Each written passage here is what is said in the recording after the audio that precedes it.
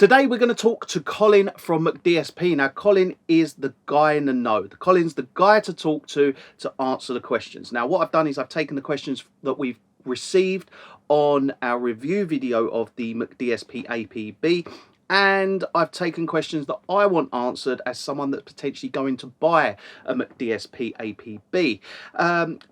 First of all, let me just say thank you to Jason at SX Pro. He organised the interview here, and he's also been gracious enough to give us a 10% discount code that we're going to put into the description. Anyone that wants to buy an APB, you can get 10% off at SX Pro.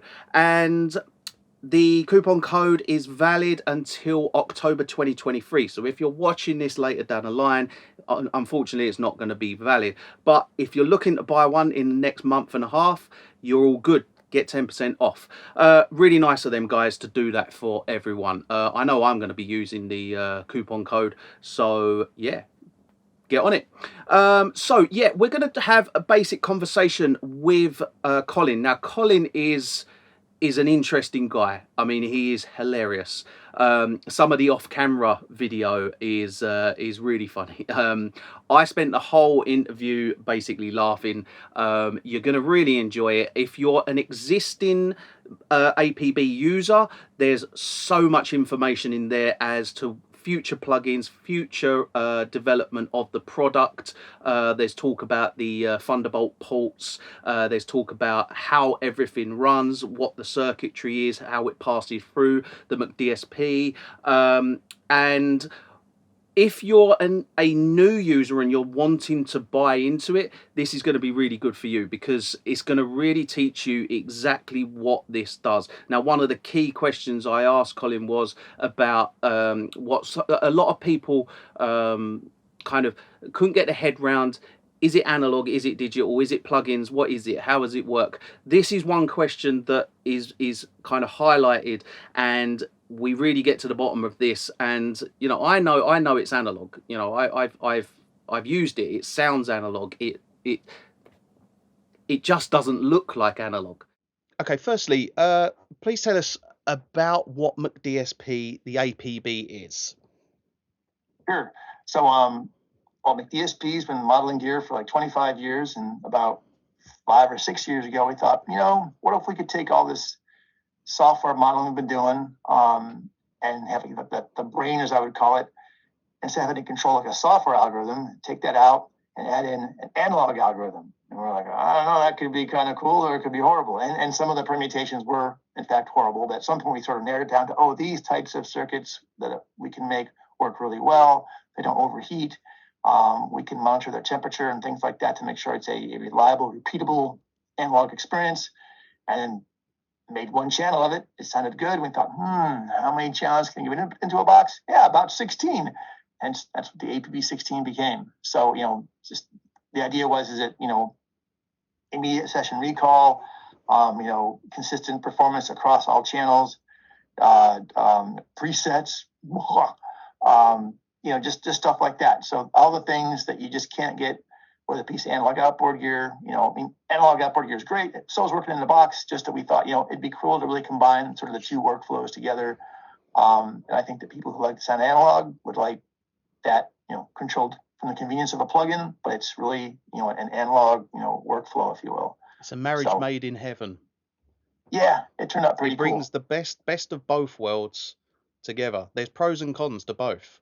Bring them both together, and you have the APB, which, the only kind of downside to the APB is the whole you don't get the hands-on feel. I thankfully, using the S4, I can map everything so it feels like I'm actually on it. So that's a really good thing for me, is that I feel like I'm on analog, I sound like I'm on analog, and I might as well be on analog. Yeah. I mean, I like a lot of people. I can used to go, oh, I'd like to have one of those boxes and one of those boxes. Oh, this is awesome. Yeah, that's nice, you know. But it's like, yes, that's part of the analog experience. But you know, we're just trying to say, well, after you get over that, you know, there's you know, you still want to have plenty of outboard gear. I'm not stopping anyone, but for some recallable mixing capability, with analog processing, yeah, the APB is a good solution. Mm-hmm. Brilliant. So can you show us inside the box and explain kind of what the signal path is? Can do. And I just happen to have a box right here with the lid off. Okay, so first starting this with, here's the front, APB, whoa, APB 16, fine, whatever. Going to the back. Okay, in the back, and there's better pictures of this on the internet, but there's really two connectors. There's your Thunderbolt and there's your word clock. Because if you're going to sync, to another system, got to have word clock connectivity so you can sync everybody up. There are two Thunderbolt ports. In case you want to daisy chain more than one APB together, you can daisy chain up to 5. That's up to 80 analog channels in a single Thunderbolt bus. You'll see here we have the newer USB-C connectors like you get in Thunderbolt 3, 4, and 5. So thank you, European Union, for making Apple stick with the same connector. We'll have this for probably a long, long time. Yay. Anyway, so let's go inside. So, down. So, again, here are the Thunderbolt guys right here. So, over one Thunderbolt cable, all the audio is going in and the control signal that's married to it. So you have sample accurate control of the audio going in as we program the analog signal path. And then the audio is returned back to the same Thunderbolt cable. So there you go. And then here is our Thunderbolt card, which then will take all the data and transfer it to what we call a main board. The main board where we say, okay, some of you people are audio signals and some of you people are control signals. We're going to split you up and organize you. And so it does all this. And this is maybe a part that'll be harder to see. Just look at myself here. But right here, this big monster ribbon cable, and that's where all the signals have been parsed out. So you have your analog signal and you have a control signal, and they go to these 16 channels, and there's like no less than 16 of them. If you want to count the bright red limit caps, but each one of those vertically up and down is an analog channel. Up here at the top where my middle finger is, that's where there's these little squares at the top. Those are your 32-bit AKM converters, some of the fanciest converters made. There's gold inside of them, for crying out loud. And then we have your Burr Brown op amps and your VAT VCAs and your WEMA caps and yada yada yada, and it's all just here in a line. And then so people sometimes ask me, well, there's no tubes inside, there's no transformers. I'm like, oh, that's right. Tubes, 16 channels of tubes in one box, that's going to overheat. Transformers, they're also kind of hot and also can generate a lot of interference with each other. So these channels, they're all made out of pretty much all modern components. I'm not trying to diss like older things like a tube or like a transform technology. They're all great. Just if you want to have 16 channels in a box, this is how you're going to do it. So, and it all comes down here, and the signals are processed. There's no fewer than 3 saturation circuits per channel. So besides the programmable analog stuff, we also have programmable analog circuitry for saturation, so that when you're getting ready to go back to the digital domain, we will take the signal to its maximum analog level, and if you get too hot, we're going to saturate it. So by the time you reach that, A to D converter to go back to digital and back in the box, you're never going to clip digitally. You're only going to saturate the analog domain, and then we'll transfer it back. And that's like another big thing about the APB is that if you use outboard gear, when you're going back into your DAW, you can't clip going in, or you would have just destroyed whatever it is you did in the analog domain. So the APB takes care of that for you. It's like, don't worry, go as loud as you want. You can saturate all day, but whatever signal's coming back into the DAW, if it is saturated, it's saturated in the analog domain. There's no digital clipping. Anyway, so we go, from the main board, the big wide ribbon cable, down through all these channels. Here's 8 on this side, 8 on the other side, down to the bottom. Geez, and they basically all, and it's hard to see, they all get wrapped back around. You can almost see the path. They go down here, more fancy pants stuff, down, down, down, down, down, down, down, and then back into the same ribbon connector, which is like, okay, you people are processed digital signal, right? Because here's the converters again. Geez, somewhere in there. And then so the conversions, and again, we're back here at the main board. We got a digital signal, give it back to the Thunderbolt board, back up to the same one Thunderbolt cable, and back to your computer. Was that an adequate explanation, Paul, of just how it goes? What's the latency with it? I love that question. So bizarrely, because it's analog, the box itself, like the analog signal path I just described, there's zero. But to buffer up with the DAWs to sync up, right now we have latency of around 2,000 samples, which is something somebody might be working on. His name might be Colin, another guy named Chris, and another guy named Glenn. Maybe. Also another guy named Chris. There's two Chris's. Very strange. At least they spell their names differently. Anyway, I digress. So I know people, one of the biggest questions they ask is, hey, what's the latency? Because that'd be really cool if I could do real-time tracking through that. And that is not currently a feature in the APB, but that is something within the realm of possibilities. So I don't want to like state something that a feature that the product does not have that it may have. But you're talking to the engineer, not the marketing guys. Oh, I'll just tell you how it works. Yeah, actually, if the DAWs just give us a small buffer of audio with like no jitter in it, yeah, I mean, it totally could be low enough for real-time recording. We just need the DAWs, because the DAWs, DAWs themselves are an amazing thing in themselves. They're like taking all these tracks and they buffer them all together and they play it back for you. Well, here's my 60 tracks. Here's my 600 tracks. I'm old enough to remember the days at DigiDesign where I used to work, where it'd be like, wow, we have 48 tracks. Isn't that so amazing? Wow, oh, angels are singing. And now people are like, 48? Only? It's like, the Beatles got by with 4 tracks. Well, we're not the Beatles, okay? So we need more tracks. Anyway, so but I digress. Anyway, so what was I talking about? Anyway, lots of tracks. So the DAWs themselves, when they buffer up all these channels, they're aligning everything sample line for playback, which is great. But so to do that, there's different buffering going on. So when we ask, hey, could you please give us some buffers of audio to send down to our APB and come back up? We just need a DAW to treat us, basically like as if we were a live input with a low amount of jitter. And if that was to ever happen, yes, there is a possibility that the APB latency will be reduced tremendously and possibly in the ballpark of suitable for real-time tracking. But that is not, to be very clear for your people watching your video, this is not a feature yet. But if you're asking me, the engineer, how the box works, the box internally has zero. Okay, I'm sorry. I said that it has 15 samples of latency for the D to A and like 14 samples or something for the 80. Other than that, it's got zero latency because it's analog. Remember, it's analog, everyone. It's got Thunderbolt. And no, it's got Thunderbolt to go in and out. You just let that go, because once you're in the box, it's analog. It comes in, it comes out right away. I'm done. Analog, I'm done. Nope, don't need a buffer. I'm done. So, yes, so the possibility is there. And I sure myself personally, that definitely is a design goal and the capabilities within the box.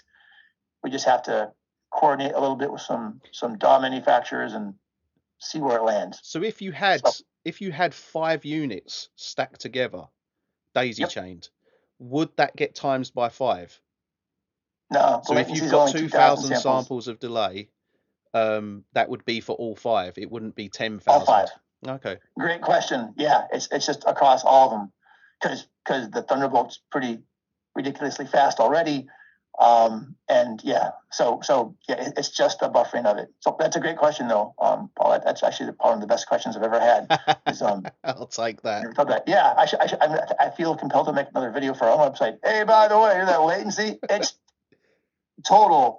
And like you daisy chain a bunch of boxes together, each one gets later and later and later. That's not how that works. So you can Thunderbolt. So per Thunderbolt, you can run 5 devices. So if you've got 6 Thunderbolts, you could. I do know there's one client I'm aware of.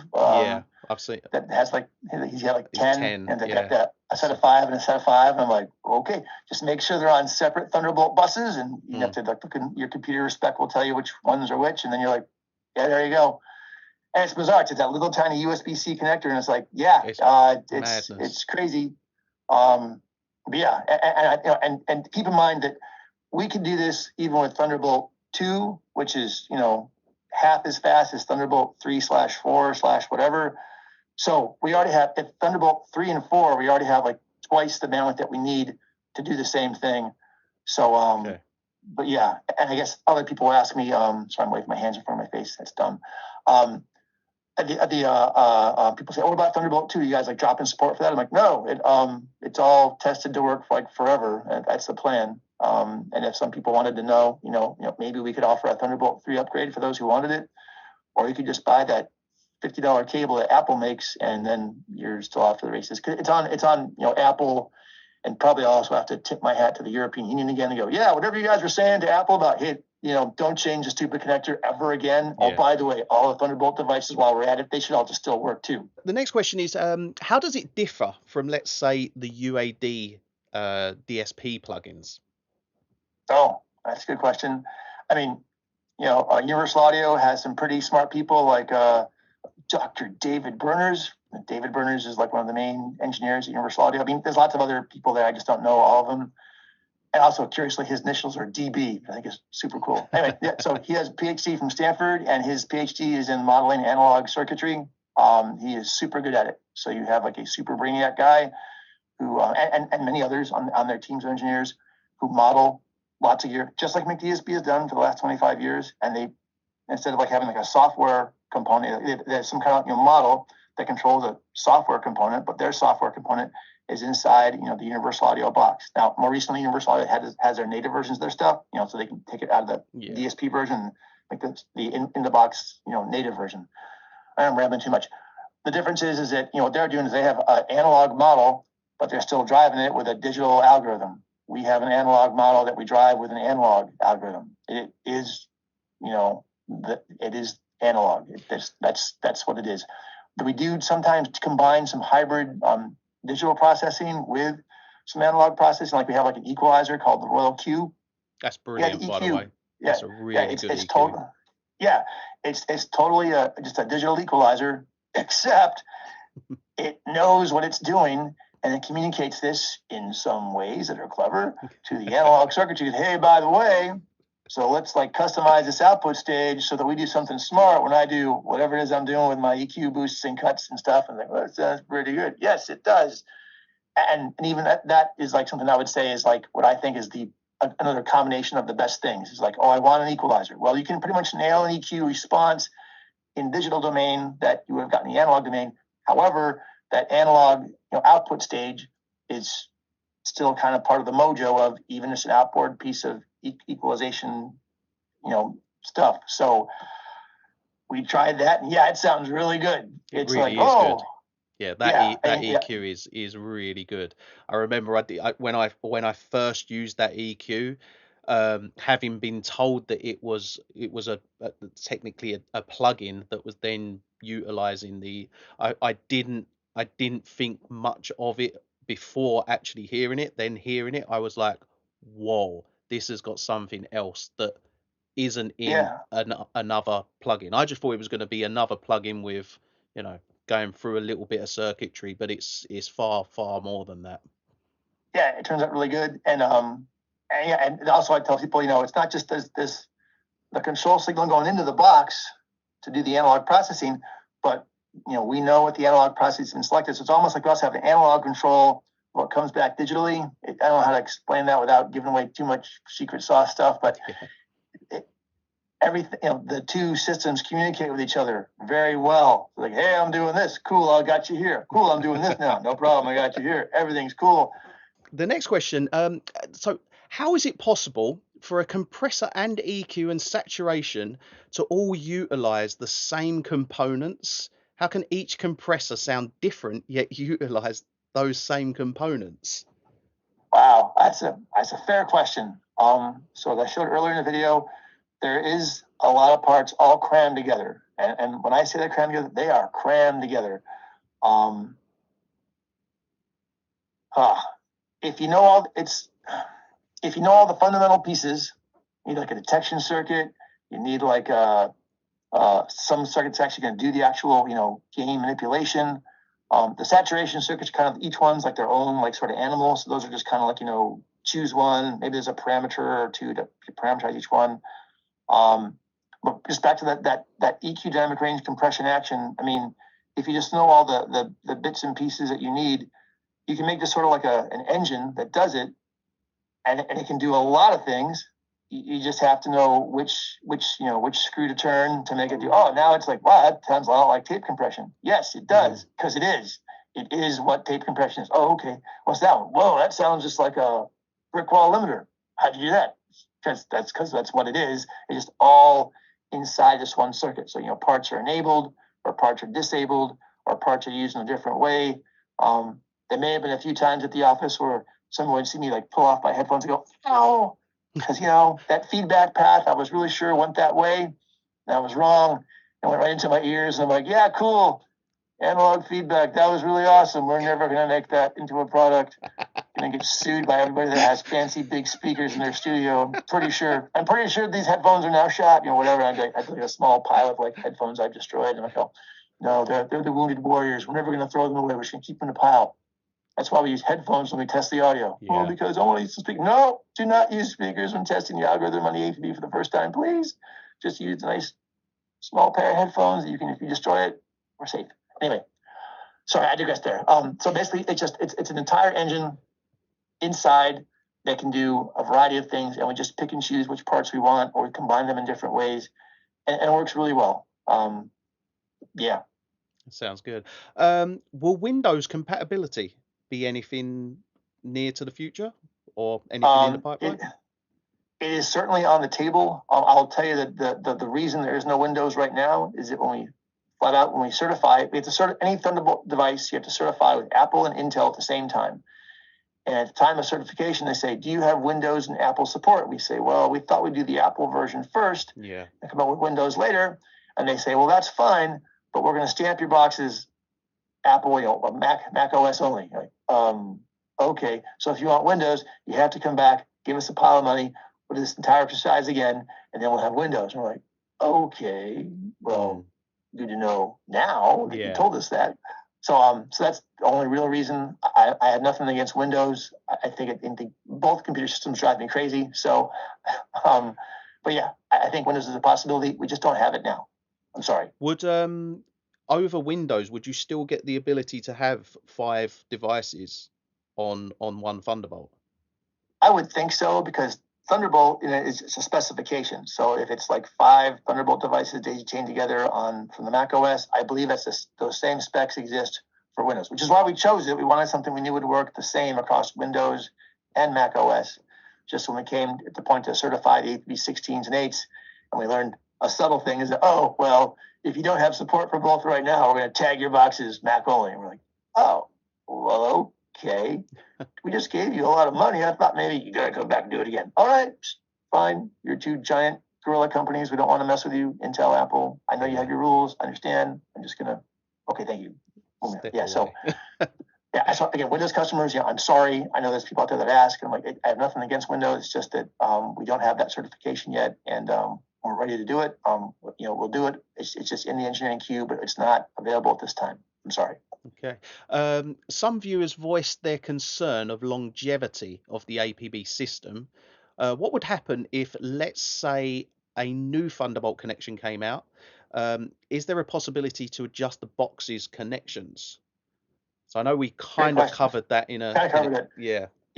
The European Union thankfully told Apple, stop changing the connector, and Apple said, okay. So that's why Thunderbolt, 3, 4, 5, 6, whatever they're going to call it, it's all got to have the same connector. It's got to have that USB-C connector. Even like the iPhones now have a USB connector style, the latest ones that came out. That's part of that whole lawsuit. So there's something beyond the scope of what we do here in Pro Audio that has said the connector will be the same for a long time. I don't think Europe's going away anytime soon, so I think it's that way. But to answer the question, I showed you the box earlier. You saw how the Thunderbolt part was its own card. Yeah. So if ever there was another connector, literally it's just that card that we would swap out, and possibly the back panel, where the holes lined up. Yeah.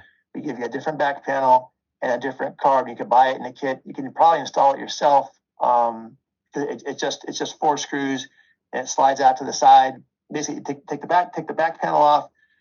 Take 4 screws out of the Thunderbolt card. It slides off to the side, and then you take it out. So it's pretty serviceable, and it's made that way. Even some Thunderbolt 2 customers might say, hey, can I upgrade to Thunderbolt 3? I'm like, yes, you could. But right now, I'm like, you can spend $50 on a converter cable that Apple still makes and supports, or you can give us, it's going to be in the hundreds of dollars to do it, because it's that card. And anyway, and answer your question though is that, yeah, if there was ever a connector change, we're ready for that. But I think with the current implementation of APB 8s and 16s with a USB-C connector in the back, we really have twice the bandwidth that we need to do 80 channels on a Thunderbolt single bus. And that connector is going to be around for a long time. Good. So, yeah, that's good. Because one thing that when I initially looked at it, the concerning thing for me was because there's no hands-on control. It's like I've got a West Audio NG bus compressor there, and even if the support for it digitally for the recall aspect of it went down and I couldn't use it as for the recall purpose, I've still got all the parameters on the front panel to use it as an analog box, whereas the APB doesn't have any of that, so it very much relies on that connection. But so that's good to know that you know there is massive longevity in this. Yeah, and like the West Audio product, those are great products, and they've done a great job. So I want to tip my hat to them. And so you're right; it's great to have the hands-on connectivity. Also, people ask me, well, if the Thunderbolt connection has longevity too. Also, McDSP's been around for 25 years, and we support products that we made 25 years ago. So I definitely have that part figured out. Is that going forward? I think we definitely have. I hope people understand we have a track record for supporting software for a long, long time. Hell, we've only had, because I'm an idiot, our company in 25 years has only had three paid upgrades. The current one, which is version 7. So we charge version 7, version 6, and version 5. But you know, those are all spaced out by about 6 years each. So it's like, not greedy. I just want to make cool stuff, and that's there you good. Go. That's good. So, I'll tell you about a dream I had one day. So I had this dream, and it was when I was first looking at the APBs, and I first got one in, and I had this dream that I had an APB console, and it was bright green, and each channel had a basically an APB channel strip, and then the summing was all controlled by the APB. There was bus compressor and an EQ. Would there be a possibility? Like, is that a possibility with? It's funny you should ask it that way, Paul. So I will answer it in this very cautious way. Every plugin that we do these days, we model it with a CAD system. So whenever you see like the final, it kind of looks real, cool, neat, whatever. But you know, there's some CAD design for that box. It is to scale, like a 19-inch rack thing, or a like the MuX mixer, big mixing console. Yes, that's a giant CAD design. So if we got crazy enough, any one of those, that's right, we could turn it into physical box, and wow, it would have maybe Thunderbolt in the back, and we would just send some control signals out to the computer and on its way to the APB box. Yeah, that would be really cool, wouldn't it? And then to your point about it'd just be nice to have the controllability. I'm like, we could sort of add that later if we were compelled to do so. So that is like currently, like you say, it's kind of a dream right now, but it definitely is part of the architecture of the box. Is, well, what if we ever wanted to make a controller for it? Oh, it's just talk over Thunderbolt and it'd be fun because that connector is never going to change. Thank you, European Union. Okay, great. And then, so that is not off the table, if you will. You never know. Customers are always welcome to tell me, we want one of these. I'm like, okay, we can put it in the queue. Got it. Is there, just to jump straight to this question, this is a question that I thought of, are there any plugins, anything that's coming that could be spoken about? Maybe. I might be working on currently or working fully functional prototypes I think sound pretty good. One of them might be the Bob module from the 6060 Ultimate Module Collection. You know, it has a super low sub thing. I thought I'd make an APB version of that just to see, kind of like our discussion with equalizer. Yeah, just an EQ. We should try one. Wow, that sounds pretty good. So we took the Bob module, the sort of low end, super bass kind of, Bob stands for bass optimized bias. Made an APB version of those, and we were like, And we just A/B it against the, software only Bob module. Go, yeah, that's good. But then put on the analog one and go, there's so much more low end, but those are the same settings. I don't understand. That's okay. Don't touch it. Just like Paul Studio. Don't touch it. It works. Set it aside. So that might be coming out eventually. We also will have like a tape simulation, possibly two. We have sort of two of them kicking around right now. I like the first one, but I don't think it's just. I just want to. We had two ways of doing it, and so there might be one, possibly two, eventually tape modules that come out, and then like the Royal Q and the Royal Mu, that pairing of like a compressor and equalizer, that was interesting. I think we might do another pair like that. Don't be like in the style of what the Royal Mu or Royal Q is, but just an equalizer and compressor that are kind of just paired together because they look cool and I think they have a good sound. And we had some customer feedback about the Royal Q and Royal Mu where they'd like it.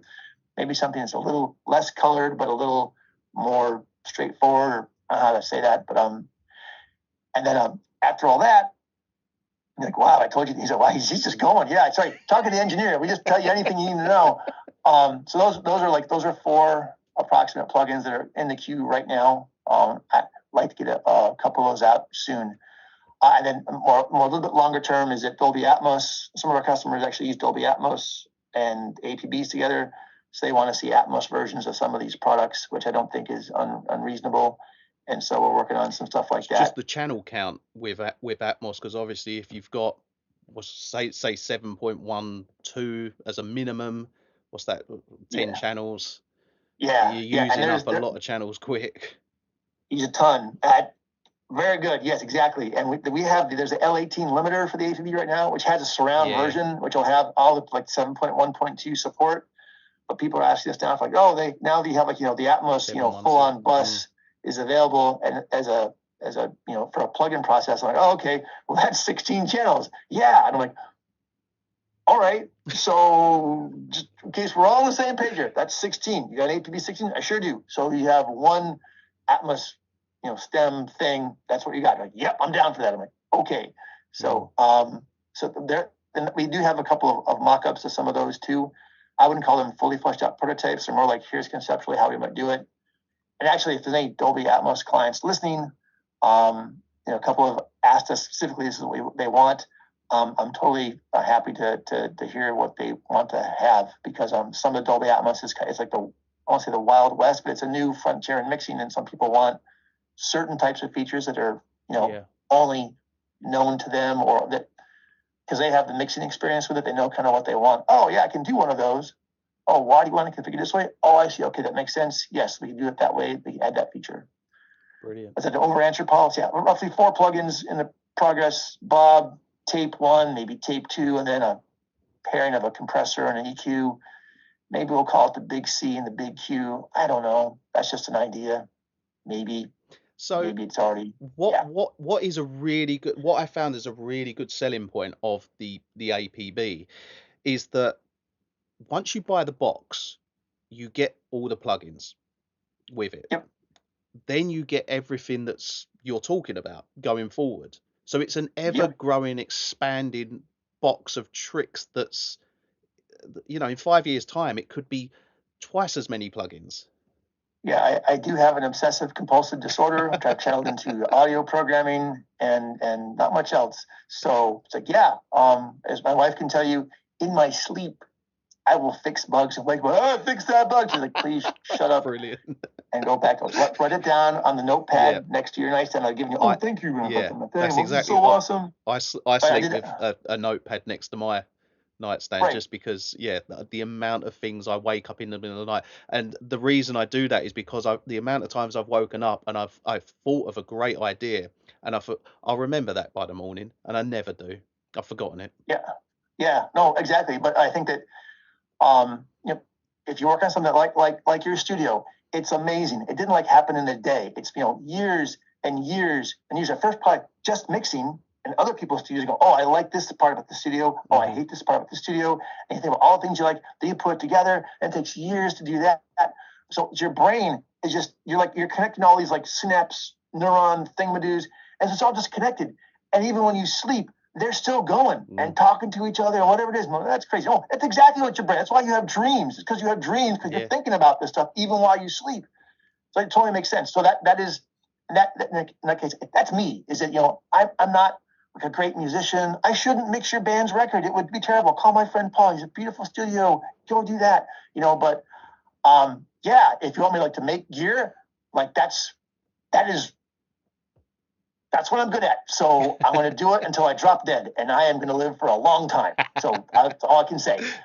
I'm going to be trying to beat Rupert Neve. Rupert Neve was 96, and a super genius guy. I'm and just on that note, why did Rupert Neve live so long? Because he's probably thinking about audio all the time. So instead of I'm getting too old, I just turn on the telly and watch it and sit down on my couch and have a bowl of pudding. No, he's hey, I got this new thing. I got this idea. He probably had a notepad next to his nightstand. So I was please write down your idea, shut up and go back to sleep. Okay, I'll do that. Yeah. And so I think that, I honestly believe that, and it is I'd like to be here forever. So I am going to keep doing this, and I enjoy making the products for APB customers. It's a great box. I like making regular plugins. And we intend to have quite the large array of plugins. People ask me, well, at some point you can't give away all the plugins for free. I'm that's true.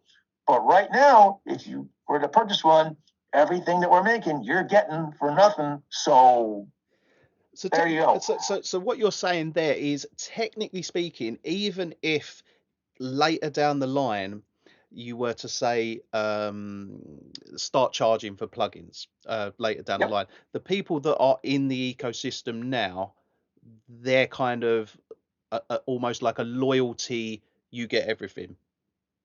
Oh yeah. I mean, at some point we can't give everybody everything, but it'll basically we'll make it very clear. At some point, okay, the next plugin is the first one we're going to charge for. However, all you current APB customers and people who buy it by this date, you're getting this one in the next, 5 plugins, for free or something. We'll have some kind of policy like that. At least we're saying if we're going to cut the line, we'll tell people when, and say even if you're in it just now, we'll give it some number of plugins forward, something like that. Because I think that to make the jump to an ATB, it is expensive, and it's not because it's analog is expensive to make. Everybody, it's called hardware, not easyware. Anyway,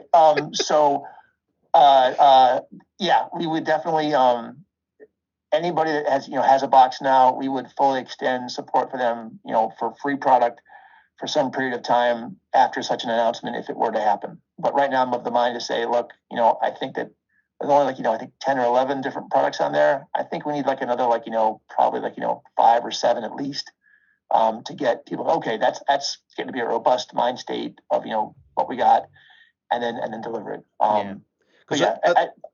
At the moment, looking at the plugin list, it's very compressor heavy. There's a lot of compression on there. The new saturation, that drive unit's really good. I was impressed with that. That was really nice. Yep. And so that, I mentioned the Bob module, just some bass optimized crazy thing. Yeah, that's not really thing. Tape is kind of like compression, but it's kind of like tape, so it's a different thing. I think some different equalizers that, this combination of a digital equalizer with an analog outboard, the back end or output stage or something, those are pretty compelling products. Do you know something I just thought of was with the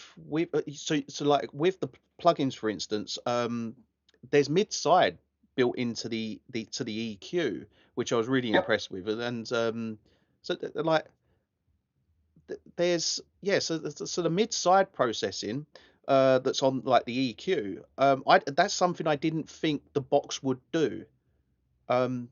Is there some sort of, I don't know, because obviously you've got one channel, and then you're phase flipping, all that stuff. Yeah, we do the mid-side processing on the digital side, because that way, you're right, every channel in the AP is its own path. And we do that because we don't want any crosstalk or any other stuff. It's a whole other topic.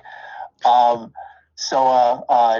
mid-side's done on the digital side, which I think is fine, because if you have you have the mid, the sum of the left and the right on the one hand, and you have the difference in the other. I'm difference. I'm what if it gets really small?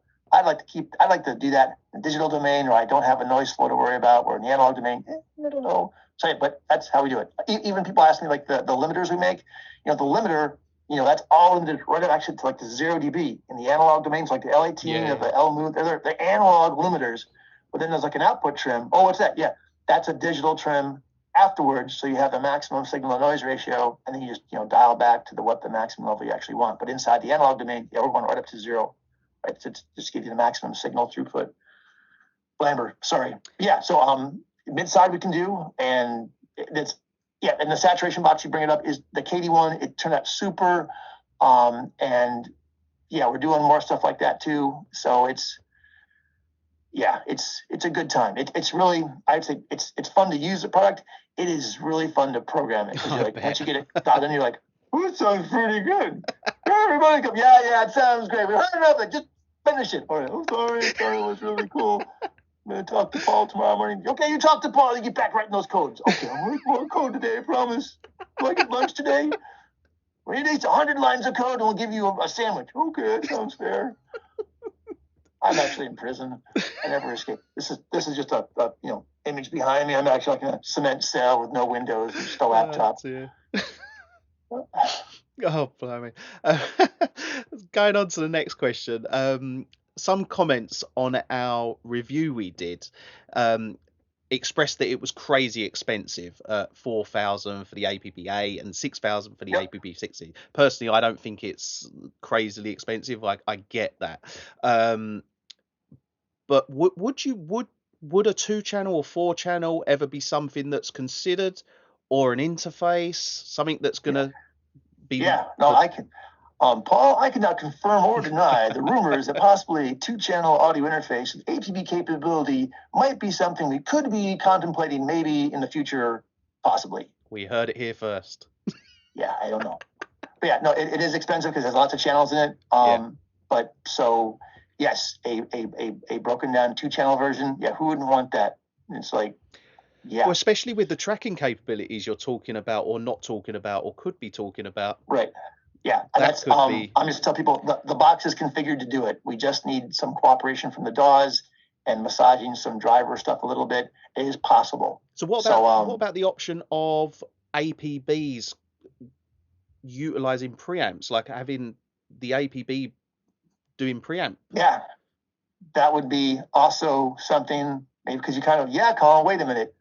So you got this buffer from the DAW. Why don't you just put like an APB circuit, like, on the input, and then, just control it. And and then it would have, 0 latency. Zero. Yeah, exactly. Yeah, that's what I'm talking about. Why wouldn't you want, who would want that? I don't know. Where's me and just Paul just spitballing? I don't know. I don't know. What we're talking about? Oh yeah, that's right. I'm in a cement cage. I never see the light. I haven't seen the sun for like 7 years. Ever since I started the APB, that's why I'm so pale, and the hair's barely hanging on, and I'm just kind of, I'm dropping weight, and I don't know.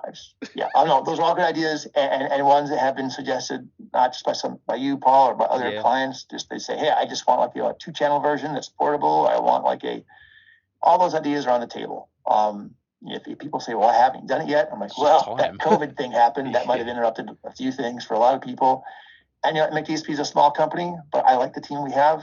It's kind of like your studio, Paul. You have it all set up, and you like, no, it's just you in there, and that's how you like it. And I'm like, we have a small elite team of like, Navy SEAL equivalent of engineer people here, and that's what we do. And we're not gonna like, go like, take over a country, but if you want us to take out some world leader, we can do that. No, that's a terrible analogy. But that we're very good at what we do, and so we select the projects that we do, and we work on them, and they come out. And so we all like what we're doing, and we're gonna do it for a long time. Did the AKM fire affect you? Because I heard you say you had AKM chips in there. We do, and it's no accident that I have some fancy synthesizers behind me. And no, my blue Roland SH11 with the hand grip is not for sale. Anyone who's going to ask, because that's mine. I got it for $50 in 1989 from a pawn shop. Yeah, whoa! So Paul, like you, or maybe not as much as you, I do hoard things like pro audio gear and synthesizers. So when it came down to those AKM chips, yes, the fire was very bad, but many of the specialty one parts that we have no other possible alternative for, I hoarded them. So we had like enough on hand for like a year and a half of APB production, even after the fire. And also AKM, that is company, they're great. They're just like, we had a fire, we're sorry, We are getting back online. They kept us in the loop the entire time, and I'm quite happy to continue using that company's parts. They did a great job, and their converters are great. They give you the specs. You're like, really? Well, that's good for you. That's impressive. Okay, moving on. And so, yeah. So finally, any final words on the APB or? Oh gosh, it was a fun product to design. It was kind of like a silly idea that someone sort of joked about at lunch. We're like, wait, well, we could do that. We could just take out the software algorithm, just drop in an analog algorithm, control it, from the same software brains we already got, and that means we'd have like a fleet of plugins we could possibly make that's already done. We just have to implement them for the analog circuitry, and who wouldn't want that? And here we are, years later. We've been selling the APBs for a couple of years now. They're great. They're so much fun to program. Everything that comes out of them sounds great. It's like, wow, I feel competent. Were you the first to kind of go down this route, or were there? I mean, I think there's you mentioned West Audio, or Tiegler Audio, a Better Maker, and those are all great companies, and they do a great job. We just thought, I think we can take the analog programmability and combine it with a sample accurate control over Thunderbolt, so that to install an APB is just turn it on, connect it via Thunderbolt to your computer, word clock signal, and you're done. And now you have 16 channels of outboard gear ready to go at the ready. It's like, yes. So it also appeals to my easy to set up thing. Studios are so complicated. I look at them and go, wow, I could never run a studio because it would take me years just to connect all the wires and not screw up. So I'm like, yeah. So the APB is just, I don't know. Final thoughts. It was fun to make. It is fun to program, and it sounds great. What's not to like? I love it. I think it's a great product, and it's got a lot. It's got a lot going for it. It's got a lot of. It's got so much that it can offer, which one box. Like you buy a piece of analog equipment, it offers one thing. It is that box, whereas this is so much more. Yeah, it is really. It turned out really good. Yeah, and I also say thank you to every customer that's bought an APB or 5 or 10 APBs. We really appreciate it. It's we need the support from the user base to believe in the product and to use it and tell other people about it. And that's the best marketing any company could have. And we get a lot of good support from all our users for the last 25 years, really. So I really appreciate it. Thank you all very much.